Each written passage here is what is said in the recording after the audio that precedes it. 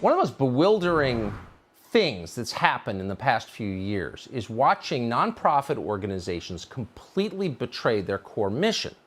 Education organizations setting out to hurt children.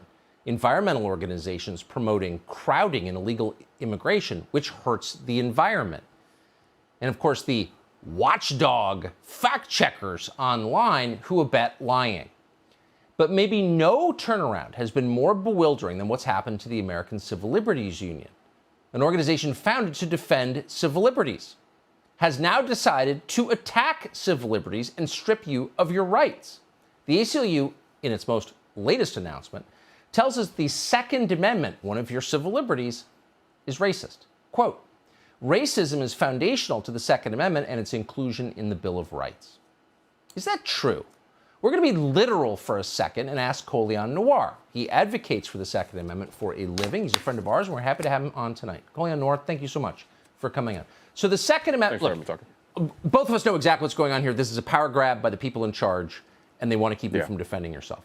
But let's just take this literally for a minute, just for fun, because we're literal people. Is the Second Amendment racist? No, the Second Amendment is not racist. Now, if you want to make the argument, you can make the argument that gun control is racist, and there are concrete facts to demonstrate that gun control has a history rooted in racism.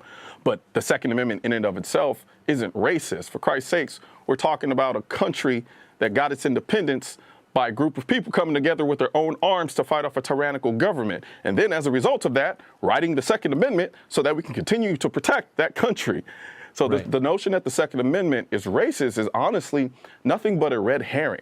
Because if you can color the Second Amendment and make it seem like it's racist, then anybody defending the Second Amendment is inherently defending racism. Well, that's exactly right. And I remember, I'm not an American history expert or anything, but I thought that men from a bunch of northern states took their own guns south to end slavery by force. They used the Second Amendment to liberate enslaved Africans. I mean, it's completely insane, as you pointed out.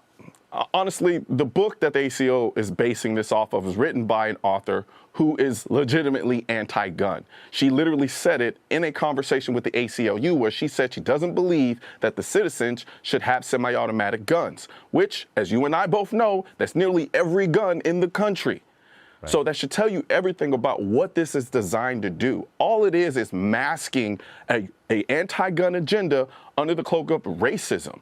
And they know exactly what they're doing. And I just hope that people aren't continuing to fall for this because they've been doing it for a long time now. And personally, I think it's kind of disgusting trying to utilize the racial past in this country to get the very people who probably need the gun the most away from the Second Amendment. I just don't understand it, and I don't get it. And then the fact that I'm merely on here talking to you as one of the most prominent two-way defenders in the country, as a young black man, is also kind of bewildering to me, considering. I think you're absolutely right. And of course, we both know they do it because it works, and it's kryptonite for a lot of weak people, unfortunately. I appreciate your standing up for a foundational right that all of us were born with, Second Amendment. Colion Noir, thank you. Hey, Sean Hannity here. Hey, click here to subscribe to Fox News YouTube page and catch our hottest interviews and most compelling analysis. You will not get it anywhere else.